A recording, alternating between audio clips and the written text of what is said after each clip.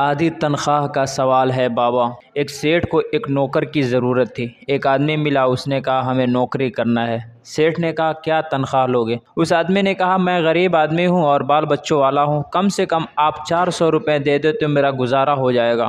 سیٹھ نے کہا پہلے مہینے کی تنخواہ 200 روپے دیں گے اور پورا مہینہ آپ کے کام کو دیکھیں گے۔ اگر ہماری مرضی کے مطابق آپ نے کام کیا تو دوسرے مہینے سے ہم آپ کو 500 روپے تنخواہ دیں گے۔ وہ آدمی سیٹھ کے الفاظ سن کر بہت خوش ہوا کہ میں تو 400 روپے مانگ رہا ہوں اور سیٹھ 500 روپے کہہ رہے ہیں۔ اس نے کہا ہمیں منظور ہے۔ سیٹھ نے پوچھا کب سے نوکری پر آؤ گے؟ اس نے کہا میں تو کل ہی سے کام پر لگ جاؤں گا۔ سیٹھ نے کہا بہت اچھی بات ہے، کل سے آپ کام پر آ جائیں۔ آدمی اقرار کر کے چلا گیا۔ اسے گئے 1 ہفتہ ہوا، 2 ہفتے ہوئے، یہاں تک کہ پورا مہینہ گزر گیا، لیکن وہ کام پر نہ آیا۔ جب مہینہ پورا ہو گیا تو تنخواہ لینے کے لیے آیا۔ سیٹھ نے پوچھا کیوں بھائی، آپ تو کام پر آنے کا وعدہ کر کے گئے تھے، پھر کیوں نہیں آئے؟ اور 1 مہینے کے بعد آج کیسے آنا ہوا؟ اس نے کہا حضور میں تو اپنی تنخواہ لینے کے لیے آیا ہوں۔ سیٹھ نے کہا بڑا بیوقوف معلوم ہوتا ہے، ڈیوٹی پر 1 دن بھی نہیں آیا، اوپر سے تنخواہ مانگ رہا ہے، بڑا ہی بے شرم آدمی ہے۔ تجھے راستے میں کہیں پانی بھی نہیں ملا کہ اس میں ڈوب مرتا؟ اس آدمی نے کہا حضور آپ کی بات بالکل صحیح ہے، میں نے 1 دن بھی کام نہیں کیا، لیکن میں نے اقرار تو کیا تھا، کم سے کم آدھی رقم یعنی 200 روپے ہی اقرار کے دے دیجئے تاکہ میرا خرچ تو چل جائے۔